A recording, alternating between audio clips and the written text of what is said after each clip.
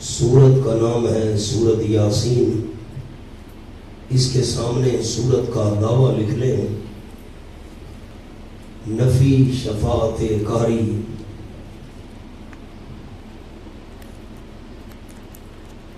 Bracket میں لکھ لیں: جب ہم نے مشرکین کو پکڑا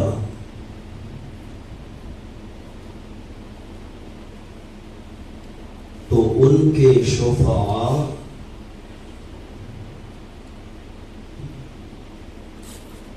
کام نہ آ سکے.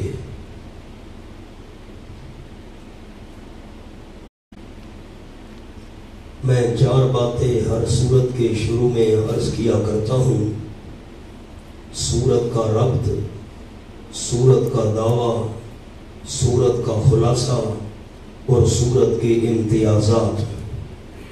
پچھلی سورت کا نام تھا سورت فاطر. میں نے اسمی ربط لکھا کہ فاطر آسمان و زمین کو پیدا کرنے والا عدم سے، بغیر نمونے کے صرف اللہ ہے. تمام اختیارات اسی کے پاس ہیں. اس کے سامنے کوئی شفیع غالب نہیں. مثال دیکھنی ہو تو سورت یاسین پڑھ لو. مانوی ربط یہ ہے کہ سورت فاطر سے پچھلی سورت تھی سورت سبا. سورت سبا میں نفی شفاعت قاری تھی بے دفع شبہات. سورت فاطر میں فرمایا جب شفیع غالب کوئی نہیں تو غائبانہ پکار بھی اللہ کے بغیر کسی کی نہ کرو.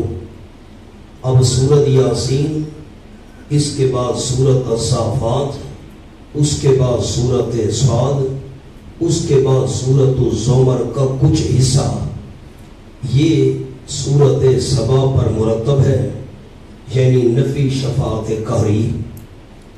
اور سورت یاسین میں فرمایا کہ یہ جو مزعومہ شفعاء ہیں جن کو لوگوں نے شفیع غالب سمجھا ہوا تھا، وہ مشرکین کو اللہ کی گرفت سے نہ بچا سکے تو شفیع غالب کیسے بن سکتے ہیں. سورت کا دعویٰ میں نے آپ کو لکھوا دیا: نفی شفاعت قاری.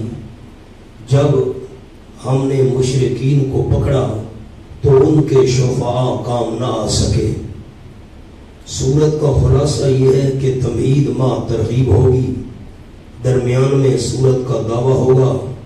دعوے پر 5 عقلی دلائل ہوں گے، شکوے، تخویفیں، بشارتیں. آخر میں سورت کا خلاصہ ہوگا. سورت کے امتیازات میں نے لکھے ہیں 15، جو مضامین اس سورت میں ہیں اور کہیں نہیں ہیں. میں بطور نمونہ آپ کو 5 امتیازات سنا دیتا ہوں. اصحاب قریہ کا ذکر، یہ قصہ اس سورت میں ہے اور کہیں نہیں ہے.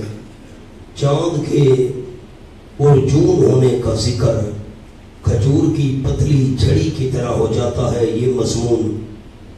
اور جب لوگ قیامت کے دن قبروں سے اٹھیں گے تو کہیں گے من بعثنا من مرقدنا، ہم تو سو رہے تھے، ہمیں کس نے جگایا اور کس نے اٹھایا. یہ بات آئے گی انشاءاللہ. آپ صلی اللہ علیہ وسلم کے بارے میں فرمایا وما علمناہ الشعر، ہم نے آپ کو شعر کا علم عطا نہیں کیا. یہ مضمون اس صورت میں ہے اور کہیں نہیں ہے.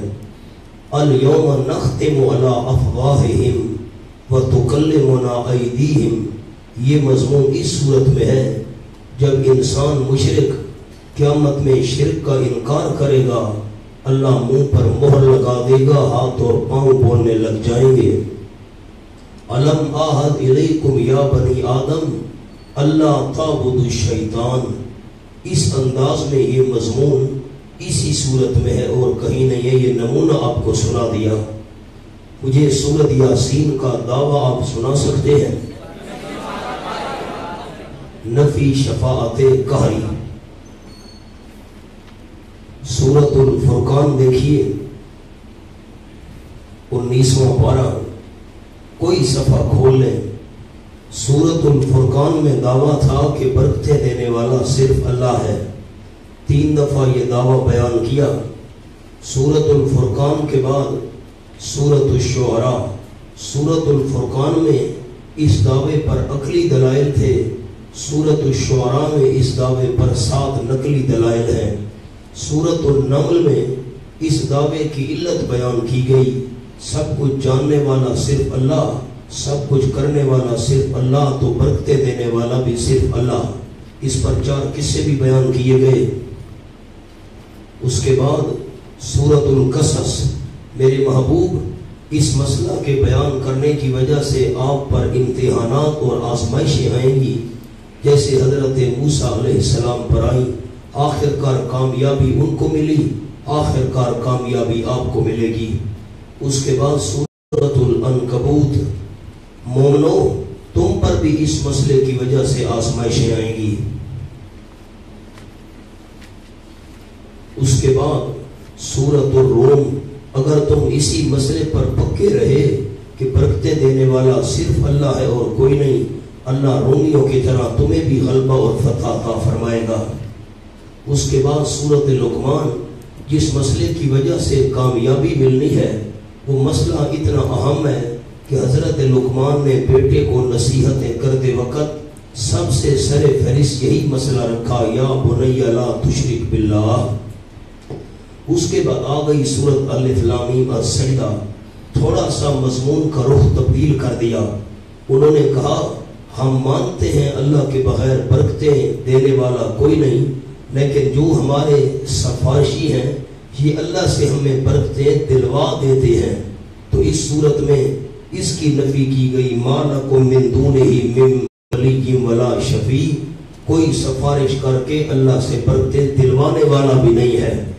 اس کے بعد آ گئی سورۃ الاحزاب، فرمایا مشرکین کوشش کریں گے تمہارے ساتھ صلح کر لیں، تم نرم ہو جاؤ، ان کے جتنے بھی معبود ہیں ان کو شفیع غالب مان لو کہ یہ اللہ سے سفارش کر کے برکتیں دلوا دیتے ہیں، خیال کرنا نرمی نہ کرنا۔ اس کے بعد سورۃ سبا، سورۃ سبا کے اندر فرمایا جو شبہات تھے حضرت داؤد علیہ السلام، حضرت سلیمان علیہ السلام، جنات کے متعلق اور فرشتوں کے متعلق جن کو یہ شفیع غالب سمجھتے تھے، فرمایا انبیاء علیہ السلام، جنات اور ملائکہ یہ شفیع غالب نہیں ہے کہ سفارشیں کر کے برکت دلوا سکے۔ اس کے بعد سورۃ فاطر، جب اللہ کے بغیر برکت دینے والا کوئی نہیں اور سفارش کر کے برکت دلوانے والا بھی کوئی نہیں، تو غیبانہ حاجات کے اندر دوسروں کو کیوں پکارتے ہو؟ ہر قسم کی حاجات کے اندر غیبانہ پکار کے لائق صرف اللہ ہے۔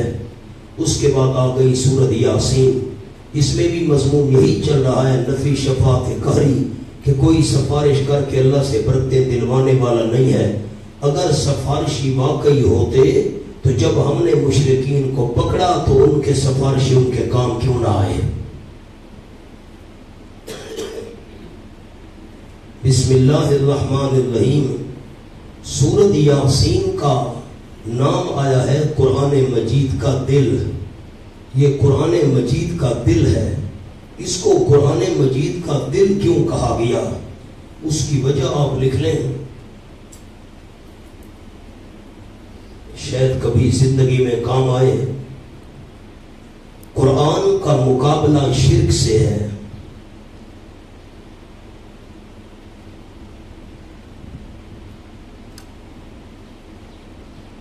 اور شرک کا دل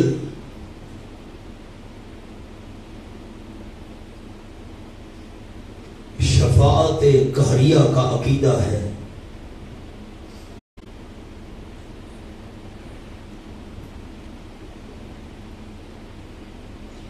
سورۃ یاسین میں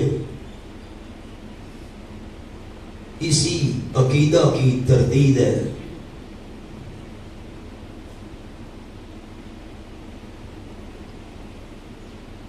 لہذا یہ سورت قرآن کا دل ہے۔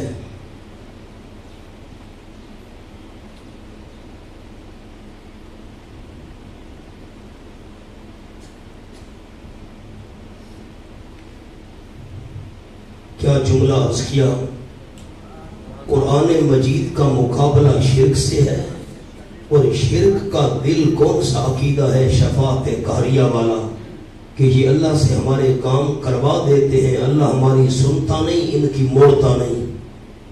سورۃ یاسین میں اسی عقیدے کی تردید کی گئی ہے، اس لیے یہ سورت قرآن مجید کا دل ہے۔ بسم اللہ الرحمن الرحیم، یاسین۔ کئی دفعہ عرض کر چکا، قرآن مجید کی آیات دو قسم ہیں، محکمات جن کے معنی کا بھی پتہ ہو اور مراد کا بھی پتہ ہو، متشابہات اس کی دو قسمیں ہیں، نمبر ایک معنی کا پتہ ہو مراد کا پتہ نہ ہو، جیسے ید اللہ، اللہ کا ہاتھ، معنی کا پتہ ہے مراد کا پتہ نہیں، اور نمبر دو نہ معنی کا پتہ ہو نہ مراد کا پتہ ہو، جیسے یاسین۔ اب دوسری بات ذرا سنیں میری طرف دیکھ کر، آپ صلی اللہ علیہ وسلم کے ناموں میں سے ایک نام یاسین بھی آیا ہے۔ اگر یہ آپ صلی اللہ علیہ وسلم کے ناموں میں سے نام ہو تو اب یہ متشابہات میں سے نہیں ہوگا، اب اس کے مختلف معنی کیے گئے ہیں۔ ایک یاسین کا معنی کیا گیا یا سید البشر، یا سید البشر۔ ایک یاسین کا معنی کیا گیا، حضرت ابن عباس نے کیا، اے انسان۔ ایک معنی کیا گیا اے مرد، اور ایک اور قول یہ ہے کہ یہ اللہ کے ناموں میں سے ایک نام ہے، ایک قول یہ ہے کہ یہ قرآن مجید کے ناموں میں سے ایک نام ہے۔ یہ ساری باتیں بھی آپ کو عرض کر دیں۔ والقرآن الحکیم، اور قسم ہے قرآن مجید کی، ایسا قرآن جو حکمتوں سے پر ہے۔ اس کے نیچے لکھا ہوا ہے تمہید ما ترغیب، شوق دلانے کے لیے ابتدائی امور۔ آگے اس قسم کا جواب قسم آ گیا، انک لمن المرسلین۔ یہ حکمتوں سے بھرا ہوا قرآن مجید گواہ ہے اس بات پر کہ یقیناً آپ صلی اللہ علیہ وسلم البتہ رسولوں میں سے ہیں، قرآن آپ کی رسالت کا گواہ ہے۔ علی صراط مستقیم، اس کے اوپر لکھنا ہے خبر بعد خبر، یہ جو نیچے لفظ لکھا ہوا ہے اس کو کاٹ دیں، خبر بعد خبر۔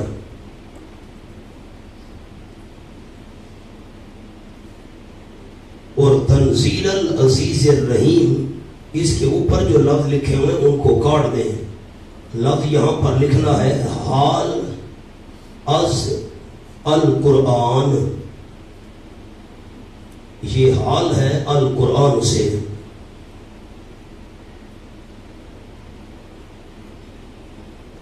اور تنزیل یہ مفعول مطلق ہے، اس کا فعل محذوف ہے۔ میں عرض کرتا ہوں، اب جواب قسم ہم نے ایک بنایا ہے، انک لمن المرسلین، علی صراط مستقیم یہ خبر بعد خبر ہے، اور تنزیل یہ حال ہے القرآن سے، والقرآن الحکیم، اور یہ مفعول مطلق ہے فعل محذوف کا۔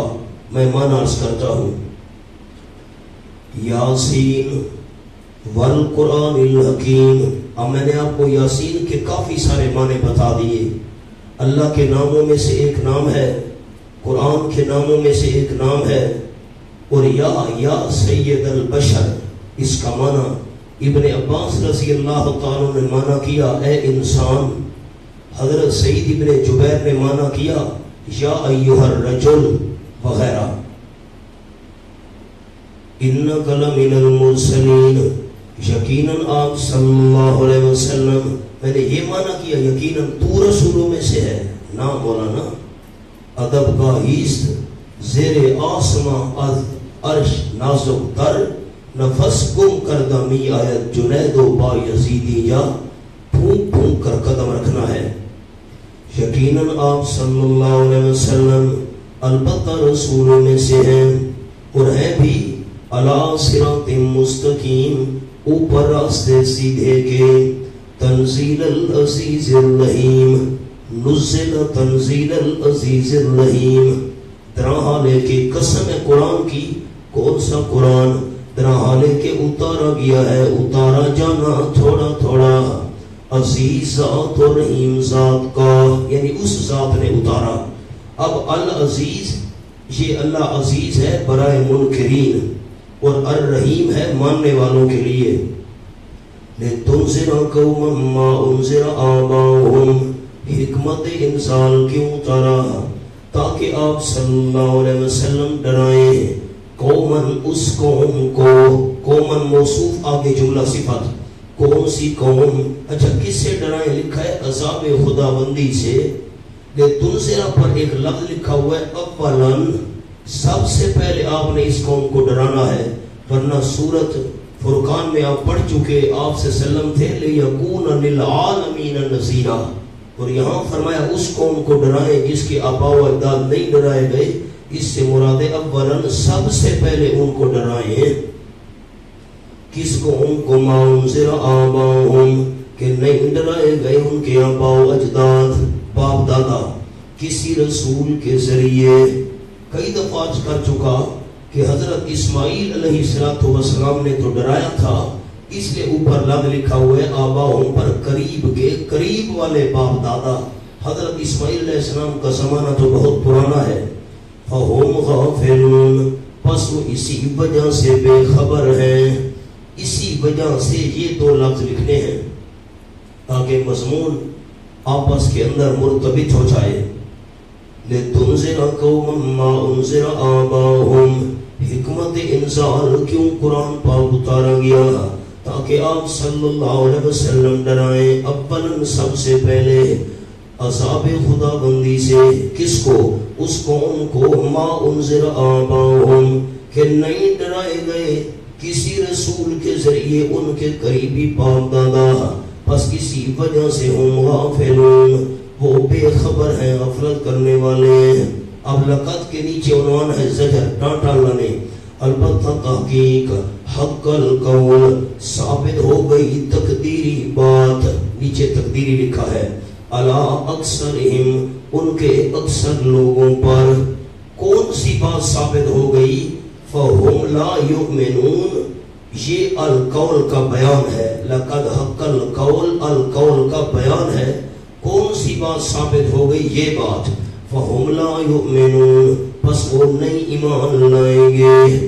کیوں ایمان نہیں لائیں گے؟ وجہ انا جعلنا، نیچے لکھا ہے تعلیلیہ، یہ جملہ وجہ بیان کرنے کے لیے آیا، کیوں ایمان نہیں لائیں گے؟ وجہ انا جعلنا فی اعناقہم اغلالا، یقیناً کر دی ہم نے ان کی گردنوں میں توق، فہی الی الاذقان، پس وہ توق تھوڑیوں تک ہیں، فہم مقمحون، پس وہ سر اونچا کرنے والے ہیں۔ راستہ کیسے دیکھ سکیں گے؟ یہ منظر دیکھ لیں، ان کی گردنوں کے اندر توق ہے، سارے ان کے اونچے ہیں۔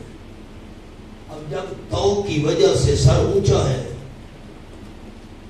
راستہ کیسے دیکھیں گے؟ اب حقیقتاً ان کی گردنوں میں توق نہیں تھے۔ عربی والے عربی میں لکھ لیں، بڑے آسان لفظ ہے، اردو والے اردو میں، حاضہ علی طریق کی تمثیل، یہ بطور مثال ہے، اردو والے اردو میں لکھیں، حاضہ علی طریق کی تمثیل، ایک تمثیل بیان کی گئی ہے، نمونہ اور مثال بیان کی گئی ہے، جو بھی آپ تعبیر کریں۔ اور ایک اور چھوٹا سا لفظ بھی عرض کرتا ہوں، مراد ضد ہے۔ مراد کیا ہے؟ مثال تو بیان کی گئی، تمثیل تو پیش کی گئی، لیکن مراد ضد ہے۔ ان کی گردنوں میں توق ہے، سر اونچے ہیں، راستہ کیسے دیکھیں گے؟ مراد ضد، اتنے ضدی ہیں۔ وَجَعَلْنَا مِن بَيْنِ أَيْدِيهِمْ صَدًّا، یہ بھی تمثیل ہے، اس پر بھی لکھ لیں تمثیل۔ اور کر دیے ہم نے ان کے آگے دیوار، ان کے آگے ہم نے دیوار کر دی ہے، صدًا دیوار، وَمِن خَلْفِهِمْ صَدًّا، اور ان کے پیچھے بھی ہم نے کر دی دیوار، فَأَغْشَيْنَاهُمْ، پس ڈھانپ دیا ہم نے ان کو، فَهُمْ لَا يُبْصِرُونَ، پس وہ نہیں دیکھ رہے کسی چیز کو۔ لکھا ہے بوجہ احاطہ حجابات کے، ہر طرف سے پردے ہی پردے ہیں، کیسے دیکھیں گے؟ وَسَوَاءٌ عَلَيْهِمْ أَنذَرْتَهُمْ أَمْ لَمْ تُنذِرْهُمْ. نیچے جملہ لکھا ہے حاصل دونوں مثالوں کا یہ ہے، خلاصہ سنو دونوں مثالوں کا، برابر ہے ان پر. أَأَنذَرْتَهُمْ آیا ڈرائیں آپ صلی اللہ علیہ وسلم ان کو، ام لم تنذرہم یا نہ ڈرائیں آپ صلی اللہ علیہ وسلم ان کو. آپ ڈرائیں نہ ڈرائیں، آپ کا ڈرانا نہ ڈرانا برابر ہے ان پر.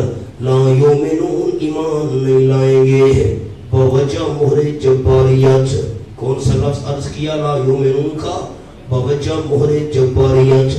اب میں ایک ایک لفظ کے لیے آپ کی منت نہیں کر سکتا کہ آپ لکھیں، آپ کی مرضی ہے. اب جو اشکال ہے وہ پیش کرتا ہوں، آیت پر اشکال پر غور کریں. فرمایا آپ ان کو ڈرائیں یا نہ ڈرائیں ایمان نہیں لائیں گے. جب انہوں نے ایمان لانا ہی نہیں تھا آپ صلی اللہ علیہ وسلم کے ڈرانے کا کیا فائدہ؟ تو اس اشکال کا جواب یہ ہے کہ آپ ان کو ڈرائیں یا نہ ڈرائیں، ان کو فائدہ ہو یا نہ ہو، آپ صلی اللہ علیہ وسلم کو تو فائدہ ہونا ہی ہونا ہے.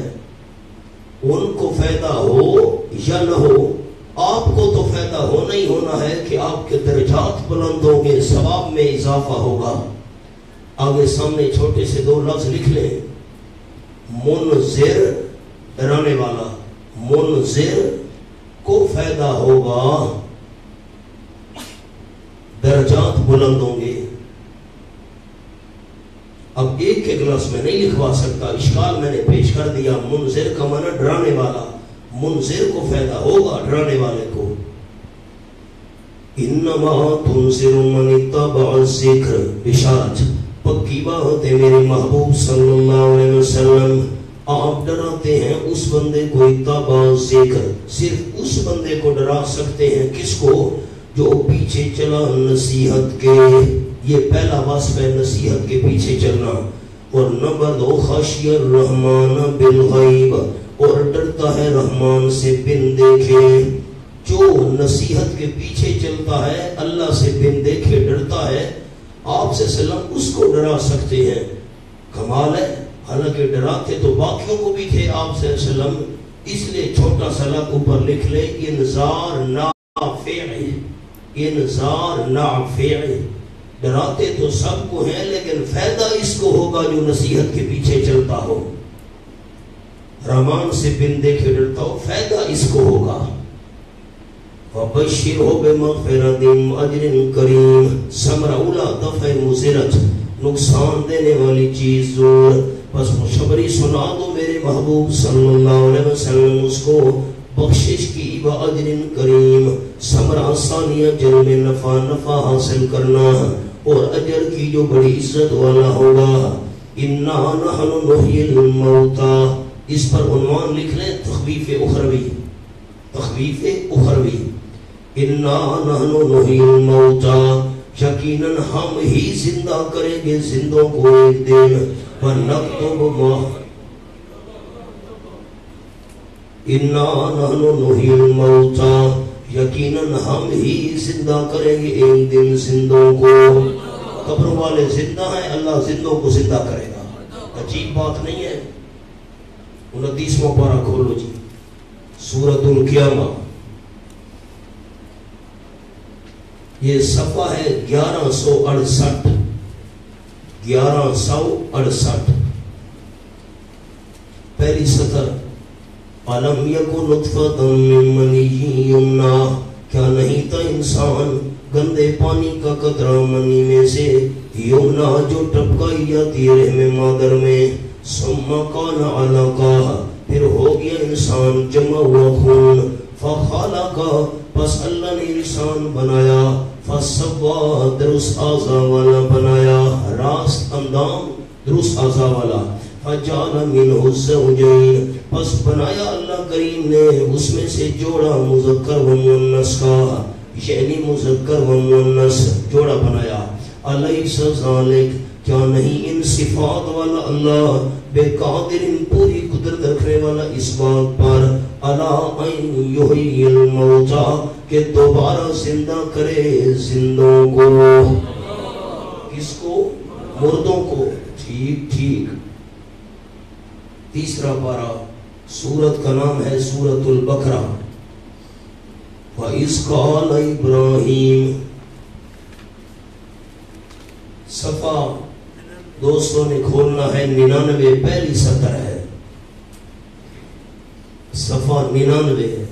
وَإِذْ قَالَ إِبْرَاهِيمُ رَبِّ، جب حضرت ابراہیم علیہ السلام نے عرض کیے میرے پروردگار آرنی مجھے دکھا، کیف تحیی الموتى، تو کیسے زندہ کرے گا زندوں کو. یہ معنی ہے مردوں کو زندہ کرے گا. آؤ سبق پر مولانا.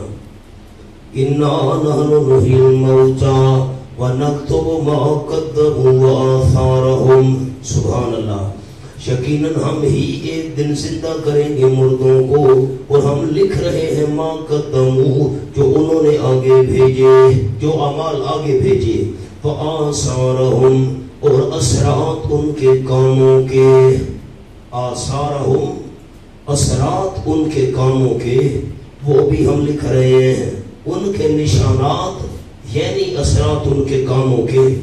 سامنے چھوٹا سا جملہ لکھ لو، اعمال خیر یا اعمال شر کے آثار، اعمال خیر یا اعمال شر کے آثار.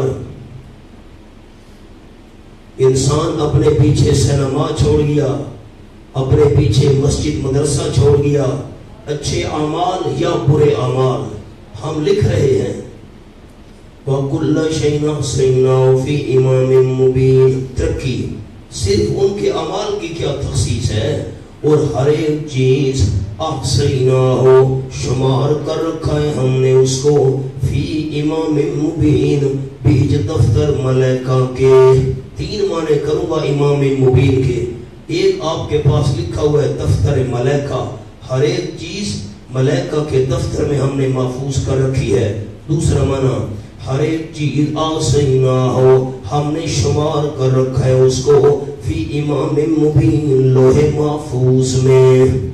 تیسرا معنی ہر ایک چیز شمار کر رکھے ہم نے اس کو، فی امام مبین نامہ اعمال میں. دفتر ملائکہ 1، لوح محفوظ 2، نامہ اعمال 3. وَاضْرِبْ لَهُمْ مَثَلًا أَصْحَابَ الْقَرْيَةِ اِذْ جَاءَهَا الْمُرْسَلُونَ. میں دوبارہ آیت پڑھتا ہوں اور پھر یہاں پر دعا مانگیں گے. یہ مجھے پہلے بتانا یاد نہیں رہا، یہ دعا کی قبولیت کا مقام ہے. وَاضْرِبْ لَهُمْ مَثَلًا أَصْحَابَ الْقَرْيَةِ اِذْ جَاءَهَا الْمُرْسَلُونَ.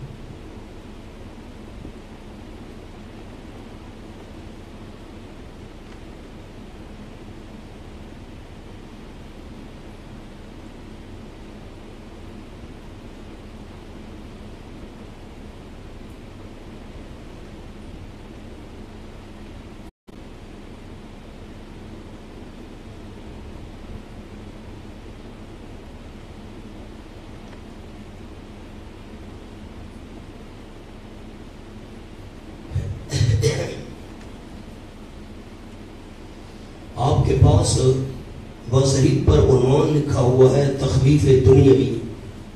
میں اور عنوان بھی عرض کرتا ہوں. ایک تو یہ آپ کے پاس لکھا ہوا ہے، دوسرا عنوان ہے دلیل نقلی بدعوت التوحید. دلیل نقلی بدعوت التوحید، یہ توحید کی دعوت کے لیے نقلی دلیل پیش کی گئی ہے. تیسرا عنوان عرض کرتا ہوں اس آیت کا، بلکہ جتنی بھی ساری آیات آگے آ رہی ہیں، الترغیب الی الشجاعت. اردو والے اردو میں لکھ لیں، بہادری کی ترغیب. بہادری کی ترغیب، ایسے بہادر ہو کر مسئلہ پہنچاؤ جس طرح ان رسولوں نے پہنچایا تھا جن کا ذکر آگے آ رہا ہے. اب آیت کے 3 عنوان آپ کے سامنے آ گئے. وَاضْرِبْ لَهُمْ مَثَلًا، بیان کیجیے میرے محبوب صلی اللہ علیہ وسلم، ان کے لیے مثلاً حال اصحاب القریہ بستی والوں کا اذ جاء المرسلون، یہ مقام ہے اجابت دعا کا، جب آ گئے بستی والوں کے پاس المرسلون بھیجے ہوئے پیغمبر۔ مثلاً کس کو کہتے ہیں؟ بڑے ساتھیوں کے لیے بات عرض کرتا ہوں، بے معنی انطباق، توئے کے ساتھ انطباق۔ اب اردو والے نہ لکھیں، میں عربی میں جملہ عرض کرتا ہوں، بڑے ساتھی جو ہیں وہ لکھ لیں، انطبق حال المشرکین بحال اصحاب القریہ، جو عبارت ہے انطبق حال المشرکین بحال اصحاب القریہ۔ اب اردو والوں کے لیے جملہ کہتا ہوں، مشرکین مکہ کا حال ان بستی کے لوگوں جیسا ہے۔ مشرکین مکہ کا حال ان بستی کے لوگوں جیسا ہے۔ بڑے ساتھی عربی میں لکھیں گے تو خوشی ہوگی، انطبق حال المشرکین بحال اصحاب القریہ اذ ارسلنا الیہم اثنین۔ ذرا اس بستی کی تحقیق کرنے، رسولوں کی تحقیق کرنے، یہ کیا تھے؟ تو آپ کے پاس ایک لمبا حاشیہ لکھا ہوا ہے، ذرا دیکھیے۔ بعض مفسرین کا خیال یہ ہے، میں انتظار نہیں کروں گا، بعض مفسرین کا خیال یہ ہے کہ ان کو اللہ تعالیٰ نے پیغمبر بنا کر بھیجا تھا، ان کے نام صادق، صدوق، شلوم تھے۔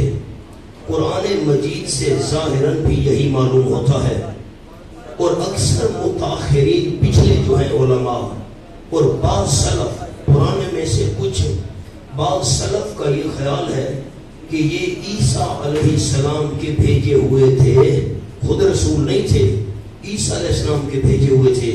یحییٰ، یونس، شمعون تھے، اور قریہ انطاکیہ تھا، انطاکیہ کی بستی، اور اکثر لوگوں نے معجزہ دیکھ کر ایمان قبول کر لیا، اور جو کفر پر باقی رہے ان کو ہلاک کیا گیا تھا۔ لیکن قرآن مجید کے ظاہر سے یہ معلوم ہوتا ہے کہ اس شہر کے لوگ کفر کی وجہ سے ہلاک کیے گئے تھے، اور تاریخ والوں نے جو سمجھا ہے وہ بھی قرآن کے خلاف ہے، وہ یہ کہ شہر والوں نے ایمان قبول کر لیا تھا۔ اب مولانا میری طرف سارے احباب دیکھو، ایک جملہ عرض کروں۔ ایک قول یہ ہے کہ یہ اللہ کے پیغمبر نہیں تھے، حضرت عیسیٰ علیہ السلام کے بھیجے ہوئے بندے تھے، ان تینوں نے جا کر اس بستی میں مسئلہ بیان کیا، اور تحقیقی بات یہ ہے